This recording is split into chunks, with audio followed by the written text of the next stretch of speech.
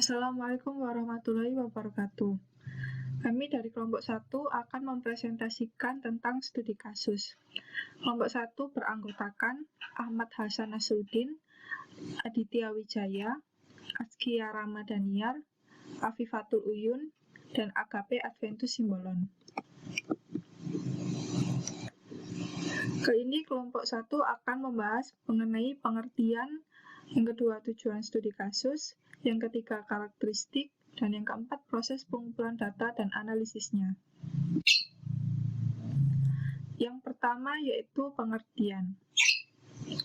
Menurut Raharjo tahun 2017, studi kasus adalah suatu serangkaian kegiatan ilmiah yang dilakukan secara intensif, terinci, dan mendalam tentang suatu program, peristiwa, dan aktivitas baik perorangan, sekelompok, lembaga, atau organisasi untuk memperoleh pengetahuan mendalam tentang peristiwa tersebut.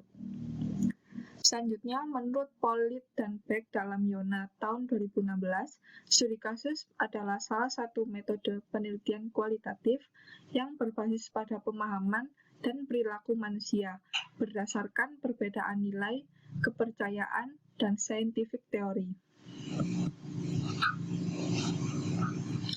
Selanjutnya, menurut Yin dalam Prihatsanti dan kawan-kawan tahun 2018, studi kasus adalah sebagai proses penelitian. Sehingga dapat disimpulkan, studi kasus adalah suatu metode penelitian yang dilakukan secara mendalam untuk memperoleh pengetahuan mendalam dan terperinci pada suatu peristiwa tertentu. Baik, saya Agape Simbolon. Di sini saya akan menjelaskan tentang tujuan dari studi kasus. Menurut Surya Brata dalam Saiker dan kawan-kawan 2020 bahwa tujuan studi kasus adalah untuk mempelajari dan memahami secara mendalam tentang latar belakang dari keadaan sekarang dan interaksi lingkungan, individu, kelompok, atau masyarakat. Sedangkan menurut Steck dalam Hidayat 2019 bahwa tujuan studi kasus adalah untuk mengungkapkan kekhasan atau keunikan dari karakteristik yang terdapat dalam kasus yang diteliti. Selanjutnya, tujuan studi kasus adalah untuk memahami individu secara mendalam tentang perkembangan individu dalam penyusunan dengan lingkungan.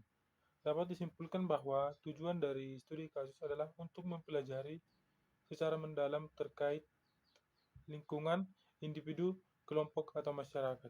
Baik, saya Afifatul Uyun akan menjelaskan tentang karakteristik dari studi kasus. Karakteristik dari studi kasus menurut Wahyu Ningsih tahun 2013 terbagi menjadi 5. Yang pertama, menempatkan objek penelitian sebagai kasus. Maksudnya adalah peneliti studi kasus harus memahami bagaimana menempatkan objek atau target penelitiannya sebagai kasus di dalam penelitiannya. Kemudian yang kedua, memandang kasus sebagai fenomena yang bersifat kontemporer. Maksudnya itu adalah kasus tersebut sedang atau telah selesai terjadi, tetapi masih memiliki dampak yang dapat dirasakan pada saat penelitian dilaksanakan atau yang dapat menunjukkan perbedaan dengan fenomena yang biasa terjadi. Kemudian yang ketiga, dilakukan pada kondisi kehidupan sebenarnya. Maksudnya itu adalah penelitian studi kasus meneliti kehidupan nyata yang dipandang sebagai kasus. Kemudian yang keempat, menggunakan berbagai sumber data. Maksudnya itu adalah dengan adanya data, peneliti dapat meyakinkan kebenaran dan keakuratan data yang diperolehnya dengan mengecek saling silangkan antar data yang diperoleh. Kemudian yang terakhir yaitu yang kelima, menggunakan teori sebagai acuan penelitian. Penggunaan teori ini sebagai acuan dianggap dapat mengurangi orisinalitas terhadap studi kasus penelitian yang sedang dilakukan. Baik, Assalamualaikum warahmatullahi wabarakatuh. Perkenalkan, nama saya Aditya Wijaya. Di sini saya ingin membahas mengenai bentuk analisis studi kasus. Menurut Wahyu Ningsih tahun 2013, bentuk analisis studi kasus dibagi menjadi 4, yaitu yang pertama adalah pengumpulan kategori, yang kedua ada interpretasi langsung, yang ketiga ada bentuk pola, Dan yang keempat adalah pengembangan generalisasi analisa. Pengumpulan kategori, yaitu peneliti mencari suatu kumpulan dari contoh data, serta menemukan makna yang relevan, yang sesuai dengan isu yang akan muncul. Yang kedua yaitu interpretasi langsung. Peneliti studi kasus melihat pada suatu contoh, serta menarik makna darinya tanpa mencari banyak contoh. Yang ketiga adalah membentuk pola. Kesepadanan ini dapat dilaksanakan melalui tabel 2x2 yang menunjukkan hubungan antara dua kategori. Dan yang keempat yaitu adalah pengembangan generalisasi analisa. Generalisasi ini diambil melalui orang-orang yang dapat belajar dari suatu studi kasus.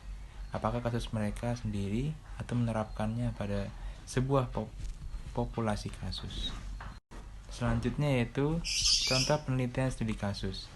Di sini saya mengambil laporan penelitian yang berjudul Karakteristik Ruang Bersama di Kampung Wanasari, Denpasar, Bali. Penulisnya yaitu adalah Niluh Putu Eka Febrianti pada tahun 2016 dan tempat laporannya yaitu di Desa Dau, Kecamatan Denpasar Barat, Denpasar, Bali. Jenis penelitiannya berupa rasionalistik kualitatif dan teknik pengambilan laporannya yaitu yang pertama ada data primer, yaitu observasi dan wawancara, serta ada data sekunder, yaitu melalui studi literatur.